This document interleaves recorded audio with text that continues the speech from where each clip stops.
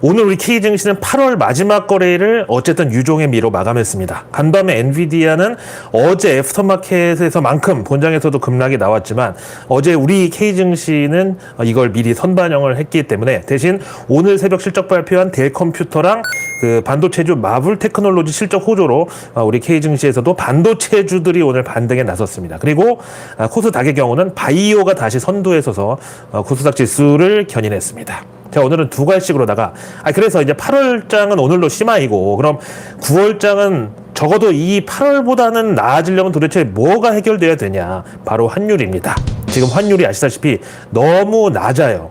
이게 그렇다고 엊그제처럼 갑자기 또 급등이 나와서도 안 되고요. 아주 찬찬히 조금씩 반등을 해서 꾸준히 레벨업을 해야 됩니다. 그래서 오늘처럼 이제 외국인들이 야금야금이라도 다시 K증시로 복귀를 하게 만들려면 일단 지금 상황에서 적정 환율이 얼마냐라고 따지는 건 의미가 없을지 모르겠지만 하여튼 제 생각에는 1360원에서 70원 구간까지는 들어와야 연준과 한국은행의 어떤 금리 인하 온도차에 외국인들도 완전히 적응을 한 걸로 판단하겠습니다. 그렇다고 또 너무 가파르게 막 1390원 위로 1400원 이렇게 단기간에 또 슈팅을 하면은 그것도 역시 외국인들을 또 ATM 기기 앞에 줄 서게 만드는 것으로 경계를 해야 됩니다.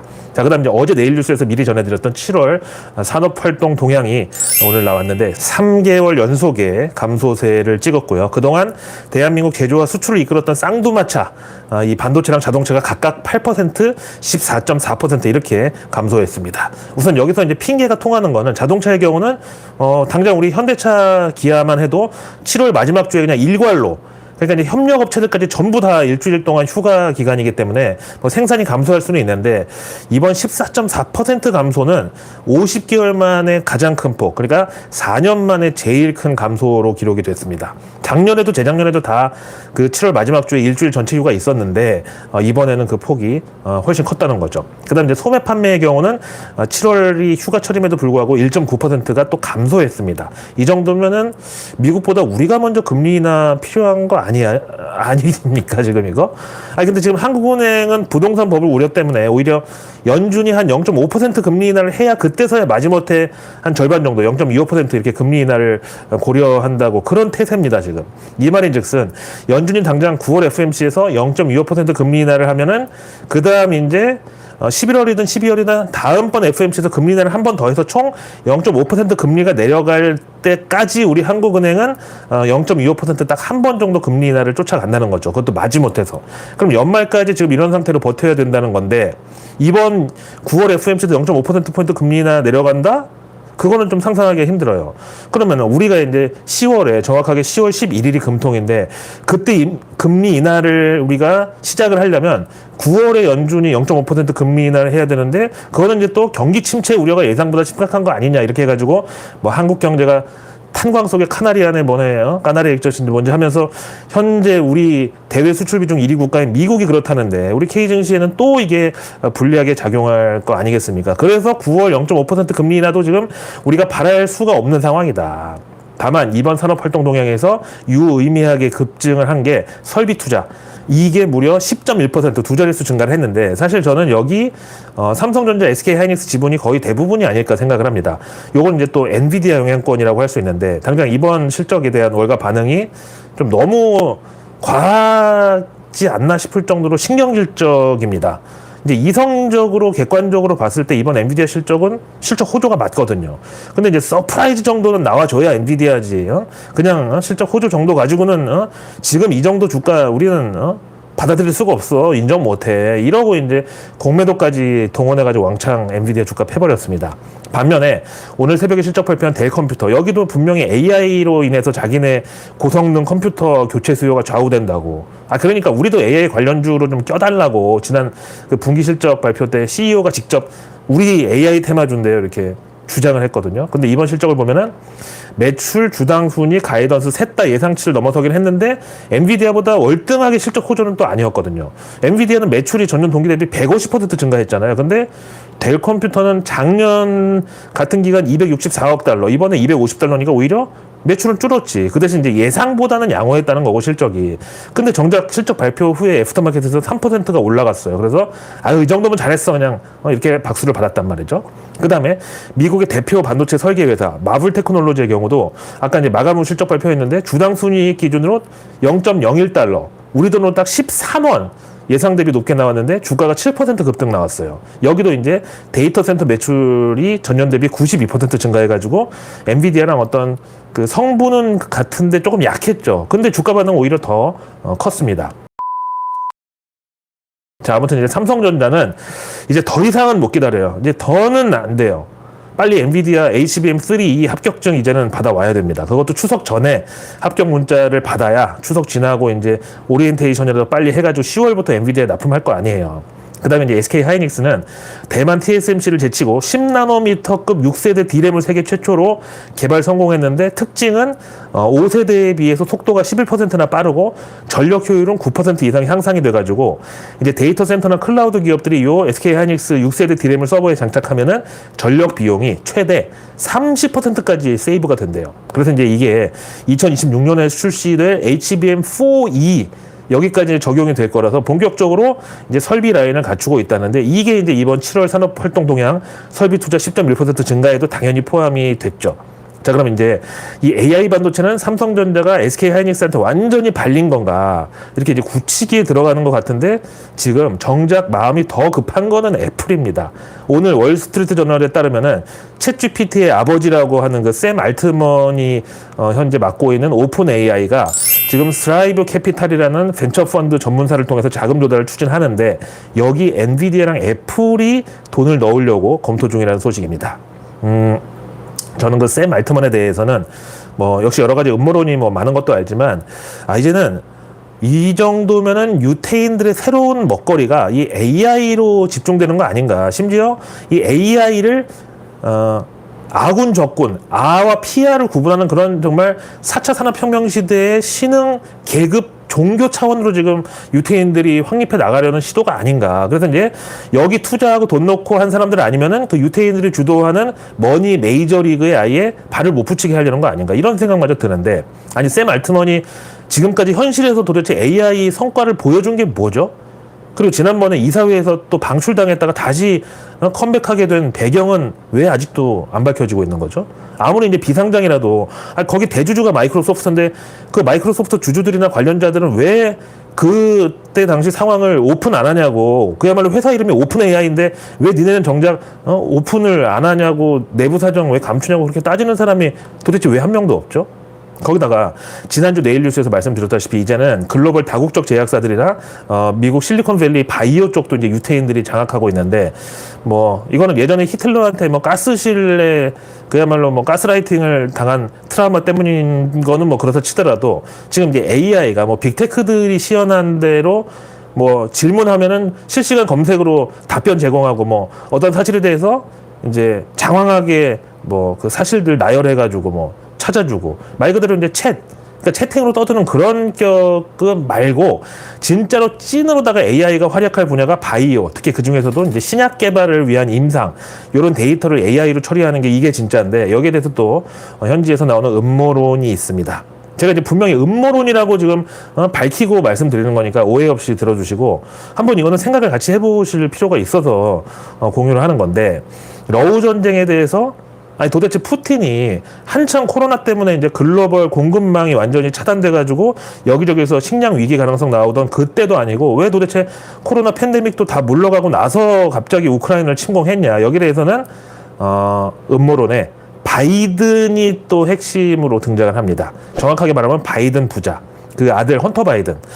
하여튼 이 형님은 이름이 헌터다 보니까 인생 자체가 헌팅이고 사냥인데 하여튼 이 헌터 바이든 이 우크라이나의 부리스마 홀딩스라는 에너지 기업의 이사로 등재가 돼 있었는데 이거는 뭐 이미 다 밝혀졌어요. 월 5만 달러, 우리 돈으로 한 7,500만 원 정도씩 월급을 받았던 게 드러났고 이게 일명 우크라이나 스캔들로 발전을 한 배경이 또 있는데 그게 이제 이 헌터가 주도하는 로즈몬트 세네카 펀드라는 게 우크라이나 생화학 무기 프로그램에 자금을 지원해 왔다는 게 이제 폭로가 나오면서 알고 보니까 여기 제 그 런던 전경대 동문 선배인 자지 소로스 형님까지 돈을 넣었다는 게 러시아 측 로컬 언론에 의해서 까발려졌어요. 그래서 이제 이게 원래 오바마 정권 때 처음 실체가 드러났는데 당시 우크라이나 검찰이 이 부리스마 홀딩스를 수사하는 과정에서 그 부리스마 홀딩스 회장의 정경유착 사례를 자금줄을 타고 가다 보니까 고구마 주기처럼 타고 가서 그 자금이 생화학 무기 연구소까지 연결되어 있는 걸 잡아냈는데 거기서 또 이제 이 헌터 바이든이랑 자지 소로스가 나온 거죠. 그래서 이제 당시 부통령이었던 바이든이 우크라이나에다가 압력을 행사해가지고 당시 그 수사를 진두지휘하던 우크라이나 검찰총장을 자르라고 그랬다는 건데 그다음 이제 실제로 그 사람이 검찰총장에서 해임이 됐어요. 그래서 이제 이걸 처음 폭로한 러시아 언론은 바이든 부자가 그 부리스마 홀딩스 임원들하고 골프를 친 사진까지는 폭로를 했는데 그 다음 후속 보도는 어찌된 영문인지 하여간 나오지는 않았습니다. 하여튼 바이든과 소로스의 관계는 일단 탄소 중립 친환경 에너지 이걸 거의 이제 종교 수준으로 집착한다는 이런 교집합이 있고 또 이제 워싱턴에서는 바이든 최대 배후가 소로스라는 그런 썰도 있어요. 일단 그 제 런던 정경대 동문이자 과거 영란은행을 거덜나게 만들었던 그 자지 소로스는 지금 사실상 뭐 은퇴 상태나 마찬가지고 너무 고령이어가지고 대신 그 아들 알렉스 소로스가 후계자로 지금 그 소로스 가문의 투자와 퀀텀 펀드 운영까지 총괄하고 있는데 이 알렉스 소로스가 본인은 아버지와는 달리 정치적인 캐릭터다 이렇게 밝히기도 했고요. 근데 바이든이 이제 트럼프하고 첫 TV 토론하고 한참 비판이 거세지던 상황에서도 막 버텼는데 그러다 갑자기 일요일 오전에 그것도 긴급하게 본인 트위터에다가 재선 포기 그 선언을 하고 해리스를 지명한 그 배경에 이 알렉스 소로스가 개입을 했다는 썰이 돌고 있는 거예요. 그러니까 이제 알렉스 소로스가 바이든 형님 이제 그 우리 아버지 대신해서 내가 얘기하겠는데 당신 이번에 안 될 것 같아. 이러다가 트럼프 되면은 우리 친환경 에너지부터 우리 유태인 그리고 소로스 가문에서 투자한 거 이거 다 박살나니까 일단 어떻게든지 당신은 이제 포기하고 무조건 민주당 정권 재창출에 자기도 그냥 힘을 보태는 걸로 거기서 포기해 뭐 이렇게 했다는 거죠. 그런 차원에서 이제 차기 대통령이 해리스가 되더라도 바이든 정부의 친환경 에너지 전환이랑 전기차 그리고 IRA는 명맥을 유지할 수 있을 것이라는 이런 가정이 워싱턴에서 나오는 이유입니다. 근데 카말라 해리스 자체는 바이든 정부의 친환경 정책에 대해서 크게 관심이 없대. 그냥 해리스는 무조건 노동자 인권하고 부의 재분배 그리고 부유층 증세 이거에만 지금 이제 매달리고 있는데 그럼에도 그렇게 소로스 가문에서 바이든 설득해서까지 카말라 해리스한테 기회를 줬으면 당연히 안 따를 수가 없는 거죠.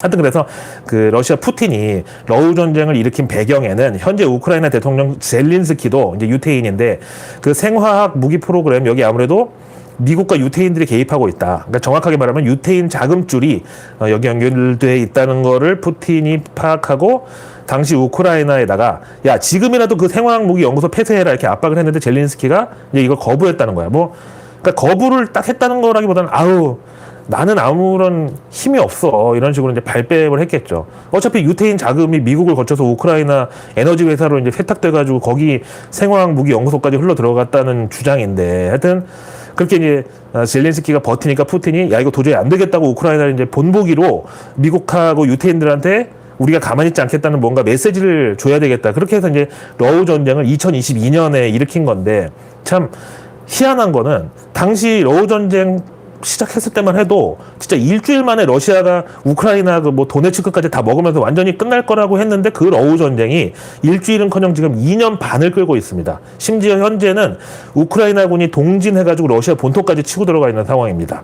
근데 여기서 이제 음모론을 한 발 더 나아가서 발전시키면은 그 우크라이나 생화학 무기 프로그램에 사실 이스라엘 지분이 들어가 있다는 건데 그래서 지금 러시아는 어떤 투트랙으로 이란과 하마스 헤즈볼라를 간접 지원하면서 이스라엘을 공격해라. 또 그러면서도 이스라엘과 미국 관계를 이간질하려는 그래서 네타냐후를 바이든이 정말 도와주고 싶지 않아도 어쩔 수 없이 그 아들 헌터 바이든의 우크라이나 스캔들 이게 다음 정권에서 이제 트럼프랑 푸틴에 의해서 까발려지면은 본인도 이제 감옥행은 물론이고 이제 뭐 스파이 혐의면 미국에서 가석방 없는 종신형까지 받을 수 있기 때문에 지금 바이든이 울며 겨자 먹기로 미국 항모 전단 2기나 중동에 보내가지고 이스라엘을 뭐 지원하고 있다는 거예요.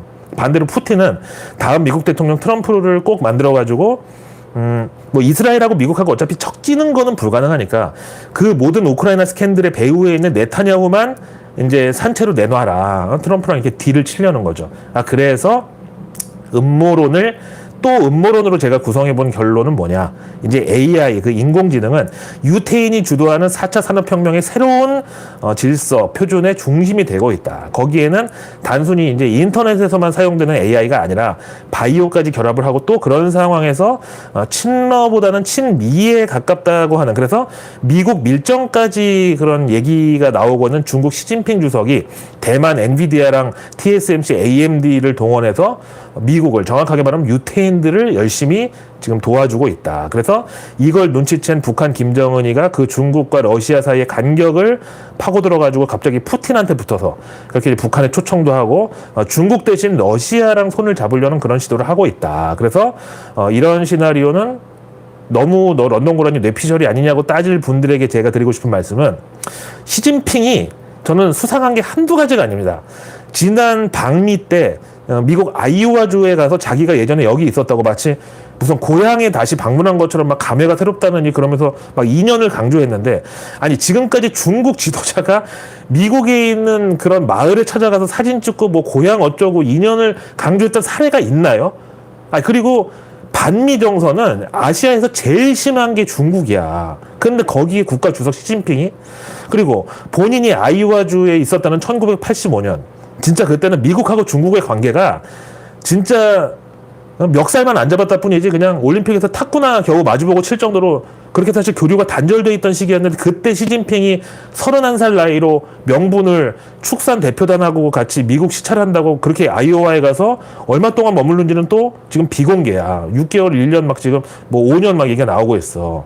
근데 그 뒤로부터 사실 이 시진핑에 대해서 아버지 시중신이 원래 이제 공산당 간부였다가 당시 이제 공산당에 의해서 숙청을 당했어요. 근데 18년 만에 기적적으로 복권이 돼가지고 지금의 아들 시진핑을 주석으로 만드는 데 있어서 미국의 영향력이 작용한 거 아니냐. 여기에 대해서 말이 많습니다. 아니, 아시다시피 김정은이 그 고사포로 자기 고모부까지 처형하는 걸 보세요. 공산당이 한번 숙청한 사람을 다시 복권시켜준 사례가 있었습니까, 지금까지? 거기다가 당시 시진핑 부친 시중신은 천안문 사태에 대해서도 비판 성명을 냈던, 그러니까 중국 공산당의 어떤 진짜 엄청난 반역자급의 사람이었는데, 심지어 그 아들 시진핑이 중국 주석 자리에까지 올라서 지금 영구 집권의 토대를 닦아 놓은 게, 이게 과연 그 보이지 않는 힘 내지는 미국 영향력이 아니면 뭐 우주의 기운인가, 이게 뭘로 설명할 건데. 그리고 그 시진핑 외동딸 시밍쩌, 원래 학부를 중국에서 다니다가 중간에 이제 미국 하버드로 트랜스퍼를 해가지고 학부를 하버드에서 나왔고, 또 그다음 중국에 다시 돌아갔다가 다시 또 하버드 대학원에 진학해서 심리학 박사학위 받은 다음에 지금까지 쭉 미국에 있는데, 그 시밍쩌가 하버드 박사학위 받을 당시에 이제 수찬이라는 가명으로 학교에 다니고 있었어요. 이걸 이제 일본 아사히 신문이 밝혀낸 건데, 그러니까 이 미국이라는 나라가 그렇게 외국인이 가명으로, 그럼 여권도 비자도 다 다른 이름이라는 건데, 이렇게 여권 비자까지 가명으로 해서 미국 들어가서 하버드 나오고 박사학위까지 따고 일상생활 하는 게 이게 가능한 나라야, 미국이? 거기다가 시민적 미국 생활 기간 내내 중국 공산당 경위국 경호원들 4명이 24시간 밀착으로 마크하고, 또 여기 미국 FBI가 정보 제공 등의 각종 편의를 봐주면서 공조를 했는데, 이게 과연 말이 됩니까? 이거야말로 인질로 잡힌 거 아니야? 아니, 트럼프에서부터 바이든 그리고 해리스까지 모든 미국 전현직 대통령과 후보들이 진짜 지금은 러시아보다 혹은 이라크보다 더 중국을 적대시하는 이런 분위기에서 과연 이게 가능한 일이냐고. 거기다가 이제 어제 내일 뉴스에서 전해드린 미국 의회가 중국 CATL 에너지 저장 설비용 배터리가 미국 에너지 안보에 위협된다고, 그래서 이제 CATL을 미국 국방부 블랙리스트에 올려가지고 현재 미국 내에서 이 CATL과 협력 관계에 있든가 아니면 협력을 앞으로 추진하는 기업들한테 경종을 울려야 된다. 이제 이런 주장이 나왔는데, 여기에 대해서 CATL 측은 현재 미국 시장에 우리가 출시한 그 배터리는 원격 접속이나 제어가 가능한 통신 하드웨어나 소프트웨어가 없는 수동형이라고 반박에 나섰어요. 근데 이런 배터리보다 시진핑 딸이 더 미국 국가안보에 위협이 되면 되는 거 아닌가요? 근데 그런 사람 경우에 FBI가 나서서 협력을 했다고.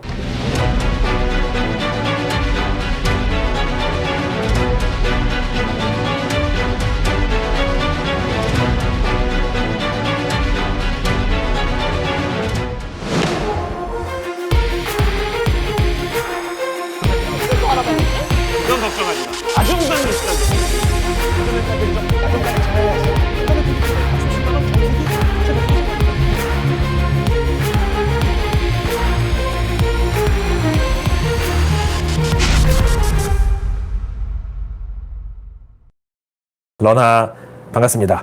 이제 8월장도 우리가 이제 미국보다 먼저 마감했는데 진짜 날씨만큼이나 지치는 그런 한 달이었습니다.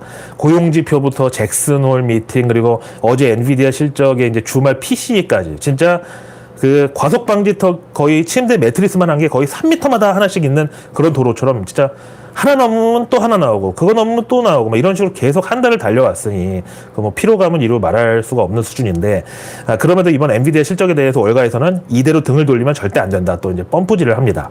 JP모간에서는 엔비디아 이번 실적이 예상보다 높았지만 극단적 눈높이에 미달했을 뿐이다. 그리고 엔비디아는 여전히 AI 시스템 구축에 있어서 많은 기업들의 러브콜을 받고 있고 엔비디아의 하드웨어와 소프트웨어 그리고 플랫폼을 통합해서 인공지능 생태계를 구축하는 이런 기술력의 우위는 엔비디아가 향후 1, 2년 내에 뭐 뺏길 만한 그런 수준이 아니다라고 그래서 엔비디아 목표가를 기존 115달러에서 155달러로 이번에 상향했습니다. 그 다음에 이제 웰스파고도 이번 엔비디아 실적 실망에 대한 하락이 너무 비이성적인 반응이라서 이건 매수 기회다 이렇게 규정하고 블랙웰도 뭐 설계 결함 이런 기존 뉴스 키워드에 비해서 4분기 출시 전망은 어쨌든 지켜질 거라는 게 안도감을 제공했다. 그래서 엔비디아 목표가를 기존 155달러에서 여기는 165달러로 상향했습니다.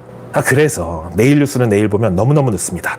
구독과 알림 설정 그리고 주변의 소중한 분들께 이 내일 뉴스 미리 보기를 공유해 주세요. 그럼 제가 아직 나오지 않은 오늘 뉴스도 아닌 내일의 뉴스를 매일 저녁 여러분들의 안방으로 직접 배달 갑니다. 자, 매주 금요일은 이제 런던 고라니 월드 그 예능 채널 업로드 날이고요. 지금 이 영상 보시고 바로 가서 최신작 그 방시혁 패러디 영상을 시청해 주시면 감사드리겠습니다. 고정 댓글에다가 제가 또 남겨놓겠습니다. 자, 이제 주말 지나고 나면 곧바로 9월달이 시작됩니다. 근데 이제 9월장도 역시 이벤트의 향연은 멈추지를 않는데 일단 바로 월요일이 미국 노동절로 휴장이고요. 그리고 나면은 바로 수요일에 연준 베이지북이 공개됩니다. 요거 나오면 무조건 2주 뒤에 FOMC 열리는 거고요. 이번에 특히 고용에 대한 판단이 어떨지가 중요하고 그리고 또 이걸로 바로 이틀 뒤에 금요일날 미국의 8월 고용보고서랑 실업률이 대기하고 있습니다. 일단 여기에 대해서는 일찌감치 월가에서 프리뷰가 쏟아지는데 모간 스탠리에서 지난 7월 고용지표 부진에 대해서는 3대 요소가 작용을 했는데 첫째 날씨. 이거는 이제 미국도 날씨가 너무 더워서 사람들이 그냥 더워 죽겠는데 휴가철 끝나고 다시 일하자 요거. 일단 쉬자.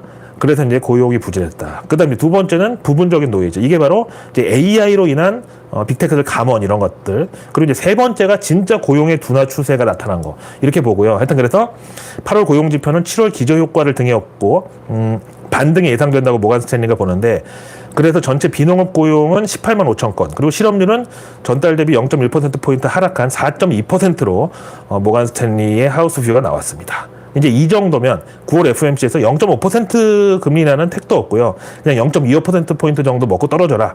이런 수치라고 봐야 되겠죠. 자, 이번 한 주도 그리고 8월 한 달도 고생 많으셨고요. 저는 내일의 내일 뉴스를 또 들고 다시 찾아뵙겠습니다. 고맙습니다.